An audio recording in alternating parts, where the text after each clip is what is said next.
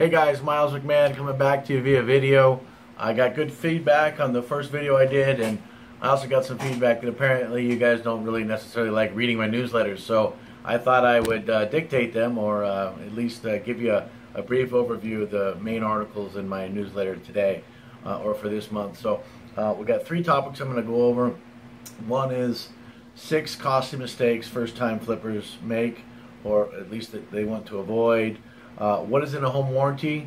Is it peace of mind, or is it just an expense you shouldn't take on, something you don't really need? I'm going to go through that real quickly. And also selling your house. The big thing you need to look out for, and that's being prepared for the home inspection. So first thing we're going to take a look at is the 6 costly mistakes flippers often make. And number 1 is not buying a home inspection when you buy the house.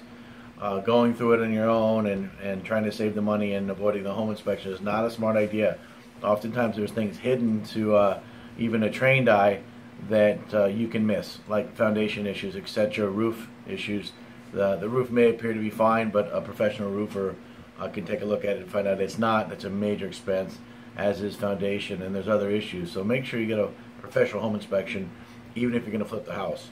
Obviously, you're trying to save as much money as you can, trying to spend as little as you can to turn the house around and make it a great new home for the next buyer. But you can't skimp on the most important things. Number 2 biggest mistake is overestimating your renovation skills. You may have some, plumbing or electrical or carpentry skills, but don't overestimate your ability. Understand when it's time to step in and get a real professional, a real electrician, a real plumber, a real craftsman, a real carpenter, if need be. The 3rd biggest mistake is underestimating the total cost of the project and what the house is going to require to get it up in shape to sell at a profit. You can't just do it half, the word. You've got to do it full on. Buyers, especially in this market, as limited as the inventory are still very picky, especially when it comes to a flip. They're going to really, really look at the house, see how well the work, what kind of workmanship was done in preparing the house to flip. Everybody knows it's a flip. Everybody's got the tax records.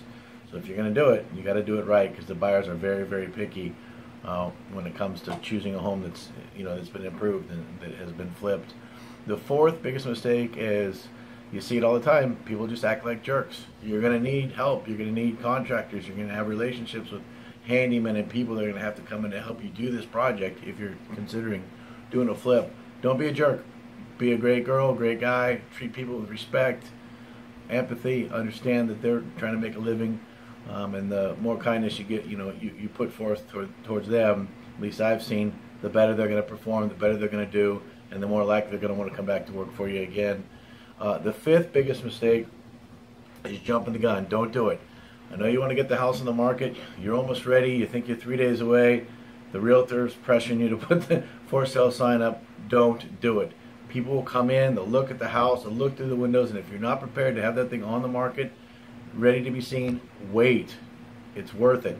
The extra week or 2 it takes to get it done and shiny and spick and span and staged and looking 100% will make all the difference. Trust me, buyers in a certain area, they're looking at the stuff as soon as the homes come up on the market, and even beforehand, as soon as the sign hits the street. So don't put the sign up too soon. The last mistake we're going to go over that flippers sometimes make, and that's designing a flip like you're going to live there. Flip a rule of thumb: never fall in love with a property unless it's going to be yours. Make it as functional as you can and appeal to as many people as you possibly can. That means if you really need to have a man cave, and you would turn that 3rd bedroom into one for your own self, don't do it. That's not going to appeal to the highest number of people, the biggest audience. Big mistake. So that's the first article on 6 mistakes flippers often make. The next article I'm going to go over is home warranties. Are they a mistake to purchase? Are they just a cost that you shouldn't take on? Or are they a good deal? I'll just cut right to it. They're a great deal. They cover the biggest issues in the home, like the HVAC system. A major, if you have to replace your HVAC system for any reason, that can be $4,000, $5,000, $6,000, $7,000. That's without ducting. And with the new laws, you have to reduct a lot of this stuff to replace parts of the air conditioner. So just for that one reason alone, get the home warranty. It's $350, $450 if you're covering a pool and a spa as well. In that price range, well worth it. I recommend you re-up that every year too. A lot of people don't realize you can buy a home warranty without having to purchase the house. I mean, without having to, you can do it every year. So it's a good idea to make that a cost of ownership and go ahead and re-up the home warranty. Covers electrical systems, plumbing systems, heating and cooling systems like I mentioned, even your washer and dryer and your fridge if you want to include that in your policy.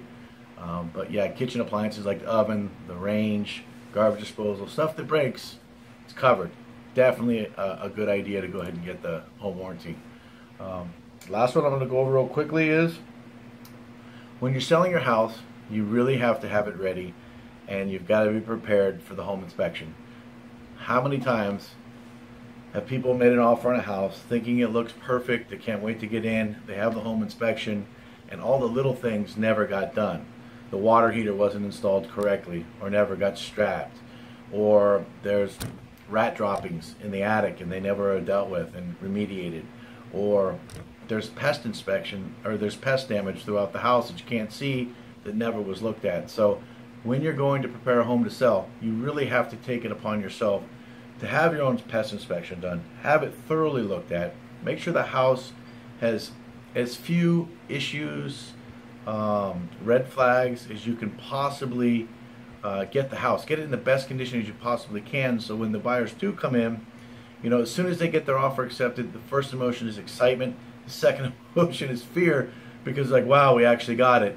Now they're looking for reasons not to purchase it. It's just human nature. So the last thing you want to do is give a buyer 67 reasons on a home inspection why they should be afraid of purchasing this house. So go ahead, spend a little bit of money, get your home inspection done ahead of time if you can. Get the little things done. If it's electrical, plumbing, drywall issues, the pest clearance, absolutely. And give yourself a little peace of mind that you're not going to be shocked when the buyer's home inspection comes back with that 67 items or 67 list item. There's a couple more great articles on my newsletter.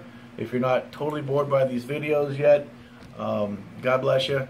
Appreciate the business, appreciate the referrals. You guys have a great fall here. I hope you had a good Labor Day weekend, and I'll talk at you soon. Bye.